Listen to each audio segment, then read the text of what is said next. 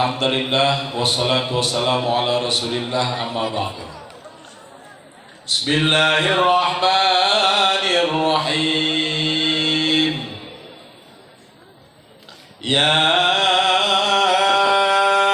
ayyuhalladzina amanu kutiba alaikumus siyamu kama kutiba alal ladzina min qablikum la'allakum tattaqun.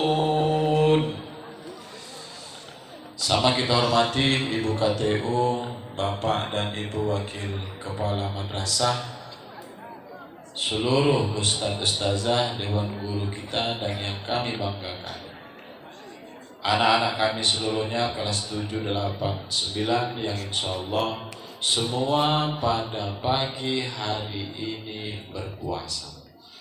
Puasa kita yakin sampai?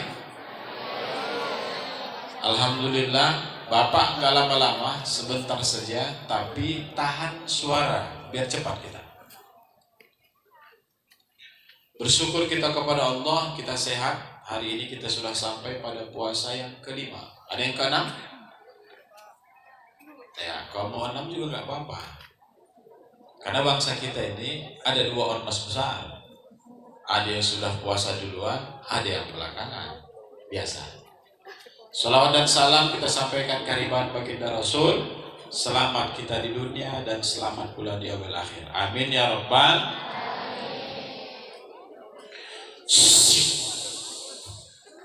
Seekor ular berjalan. Ini mau terus ceritanya enggak? Bisa diam? Dengar aja. Nanti di ujung Bapak mau bertanya dan minta kesimpulan dan mohon didengar.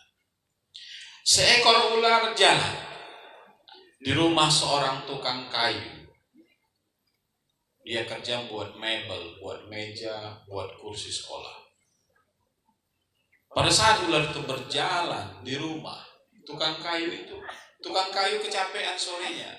Jadi dia lupa untuk membungkus peralatan semua yang dia punya. Pisaunya mungkin karena capek dia letak begitu saja. Gergaji mungkin karena letihnya si tukang, dia tinggal begitu saja. Mungkin karena jorok rumah itu tadi ular tertarik. Oh, ini tempat tinggal kotor dan ular masuk. Ketika ular itu berjalan, ular itu melewati gergaji yang tajam.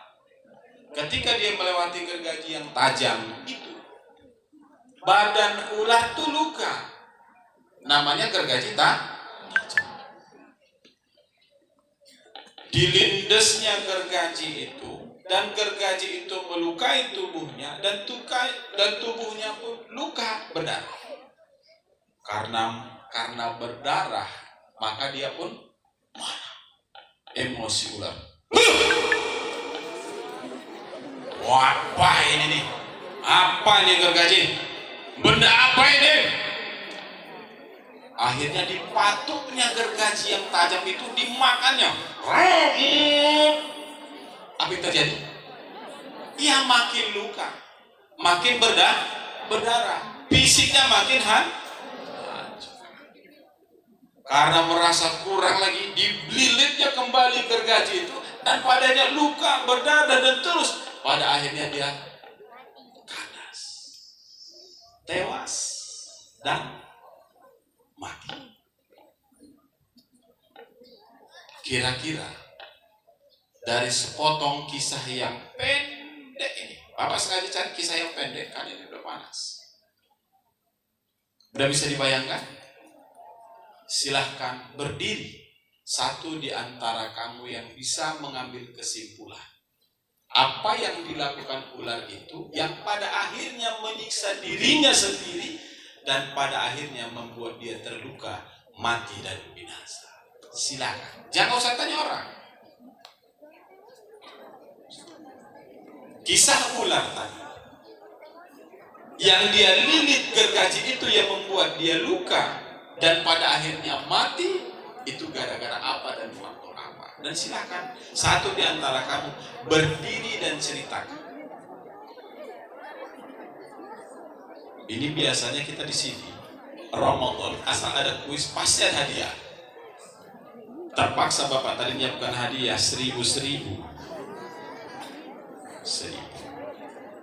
Nah, silakan. Silakan. Satu atau dua orang saja ambil mic yang ada di tangan Bapak. Pak, kesimpulanku seperti ini tentang kisah ular itu. Ayo, ada yang berani? Silakan. Apa yang membuat dia tersiksa dan pada akhirnya mati? Nah, silakan. Itu, apakah kisah itu baik atau buruk? Apakah kisah itu baik atau buruk? Yang bisa bilang buruk pasti punya kesimpulan. Mengapa dia buruk? Silakan berdiri. Ayo. Ya, silakan. Ayo. Hampir 1000 loh anak Bapak di sini. Yang dari kampus 2 ada di sini semua kan? Yang dari kampus 2, Pak Iwan udah di sini semua kan? Udah. Ayo. Ambil kisah yang singkat ini menjadi inspirasi. Apa poin penting yang bisa kita ambil? Silakan berdiri, Pak. Kakak. Biar cepat kita masuk.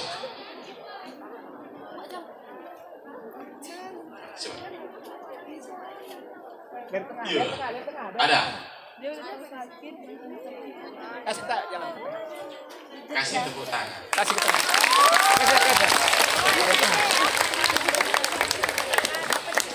Dah, yang lain kalau tidak berani tampil. Yang lain kalau belum berani tampil, jangan di komen. Salut aja. Kasih tepuk tangan untuk kakak.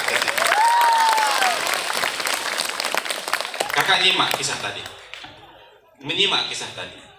Kisah apa tadi, Nak? Ular dengan gergaji. Kalau itu kira-kira ini positif atau negatif ceritanya? Cerita tentang yang buruk atau yang baik? Nah, coba cerita.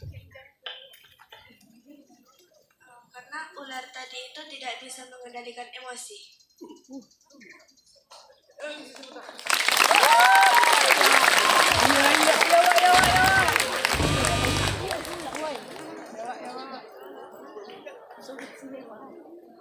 Lanjut. Ya, lanjut terus. Lihat aja.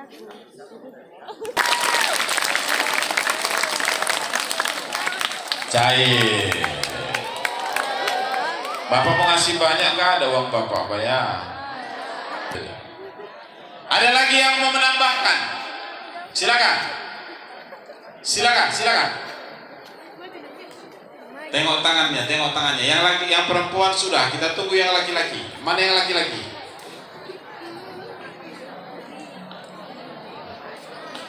Udah.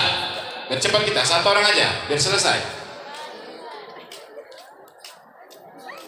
Ayo Bang. Ya udah, berdiri Kak. Ya udah, kau aja lah gitu. Cepat biar masuk kita. Panas kan? Nah, udah, ayo ambil hikmahnya.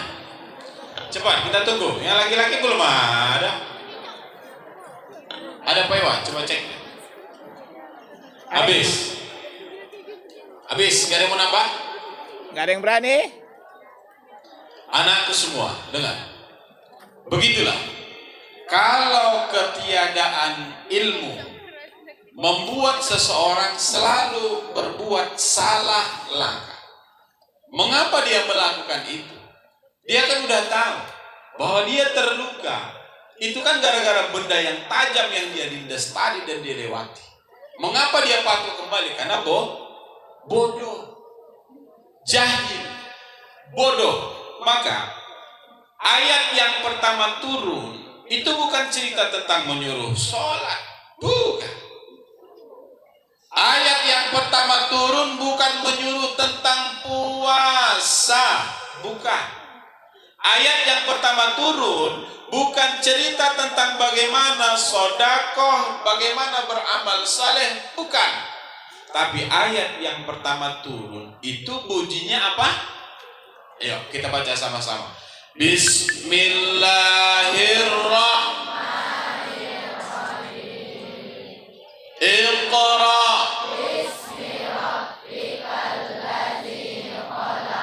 Khalaqal insana min 'alaq. Iqra wa rabbukal akram. Allamal 'allamal pintar dulu, belajar dulu, baru beramal. Belajar dulu, baru ceramah. Belajar dulu, baru nasihat. Paham ya? Jangan katakan sesuatu yang kita tidak tahu karena kita tidak pernah belajar. Maka ayat yang pertama turun itu nyuruh belajar. Tengok doa Nabi. Pagi-pagi Nabi, riwayat Aisyah, Nabi doanya bukan minta kaya dulu, bukan. Apa doa Nabi ketika pagi? Ini amalkan setiap pagi. Bapak minta tolong. Apa doa Nabi ketika pagi? Allahumma inni as'aluka ilman nafi'an. Stop. Yang pertama diminta Nabi bukan minta kaya, bukan. Bukan minta jodoh, bukan. Bukan minta harta, bukan. Bukan minta jabatan, bukan. Tapi yang diminta baginda Rasul pagi hari, setiap hari minta ilmunya adanya orang ilmu, tapi gara-gara ilmunya orang yang sombong itu bukan orang berilmu.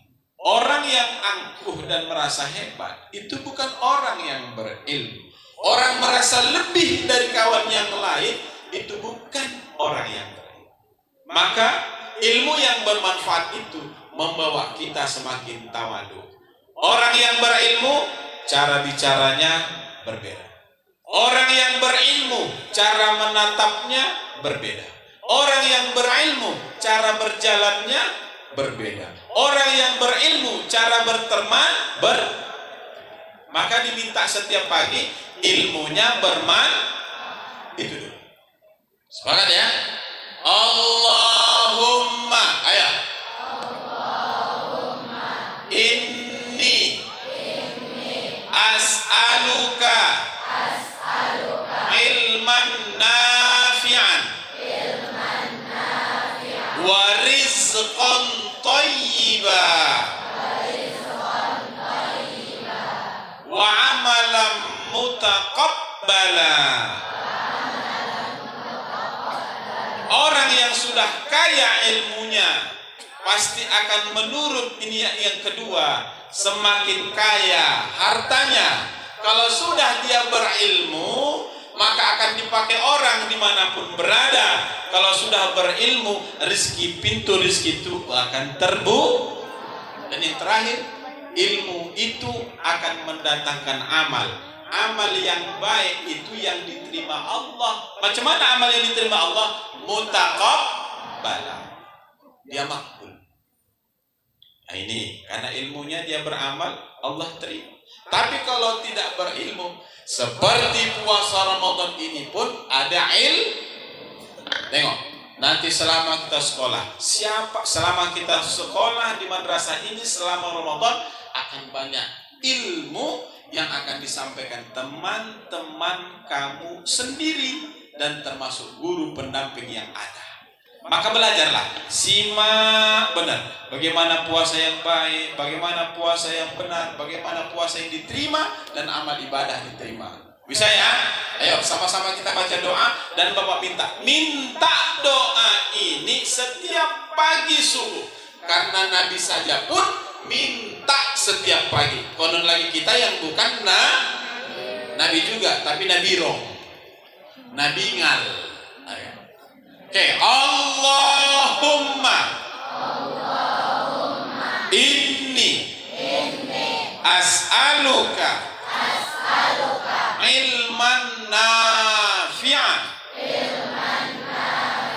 Ya Allah, ya Tuhanku, inni aku as'aluka meminta padamu ilman nafi'a, ilmu yang bermanfaat,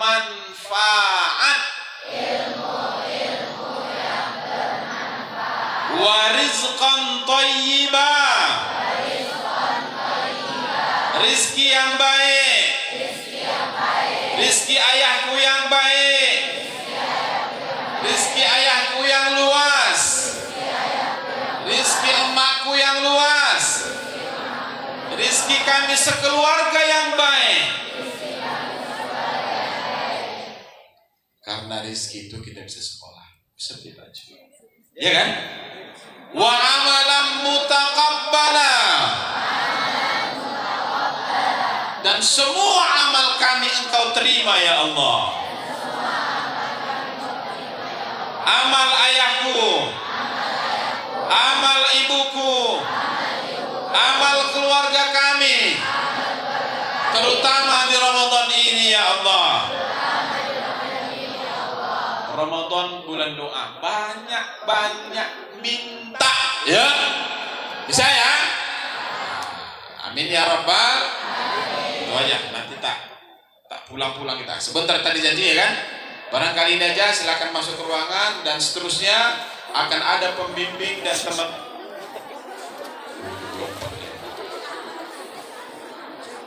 Nah, assalamualaikum warahmatullahi wabarakatuh. Tunggu dulu.